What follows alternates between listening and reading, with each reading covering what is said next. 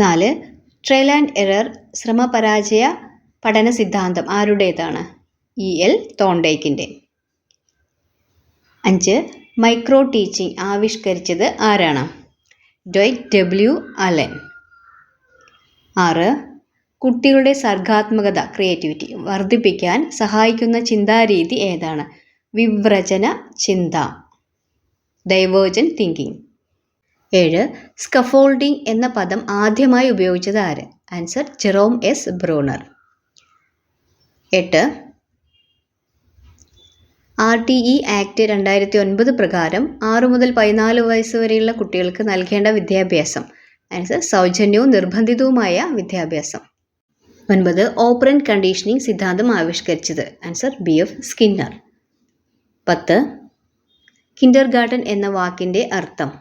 Answer കുട്ടികളുടെ പൂന്തോട്ടം. 11. CCE എന്നതിൻ്റെ പൂർണ്ണരൂപം. Answer continuous and comprehensive evaluation.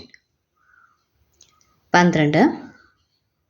കുട്ടി കളിക്കിടയിൽ തനിയെ സംസാരിക്കുന്നതിനെ വൈഗോട്സ്കി വിളിച്ചത് private speech. Answer private speech. 13. Heuristic എന്ന വാക്കിൻ്റെ അർത്ഥം. ആൻസർ ഞാൻ കണ്ടെത്തുന്നു. 14.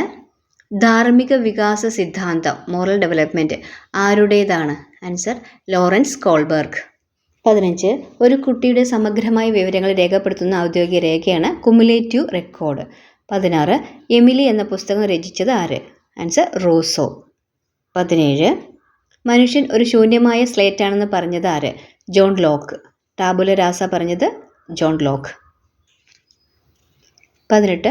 ഇൻക്ലൂസീവ് എഡ്യൂക്കേഷൻ എന്നാൽ എന്താണ്? ആൻസർ സാധാരണ കുട്ടികളും ഭിന്നശേഷിക്കാരും ഒരേ ക്ലാസ്സിൽ പഠിക്കുന്നതാണ് ഇൻക്ലൂസീവ് എഡ്യൂക്കേഷൻ. 19. അനക്ഡോട്ടൽ റെക്കോർഡ് എന്നത് എന്തിനു വേണ്ടി ഉപയോഗിക്കുന്നു? ആൻസർ കുട്ടികളുടെ പെരുമാറ്റത്തിലെ സവിശേഷ സംഭവങ്ങൾ രേഖപ്പെടുത്താൻ വേണ്ടിയാണ്. 20. RPWD ആക്ട് 2016 പ്രകാരം എത്ര തരം വൈകല്യങ്ങളെ അംഗീകരിച്ചിട്ടുണ്ട്? ആൻസർ 21 തരം. 21. ഒരു കുട്ടിയുടെ മാനസിക പ്രായവും യഥാർത്ഥ പ്രായവും തുല്യമായാൽ IQ എത്രയായിരിക്കും? 100.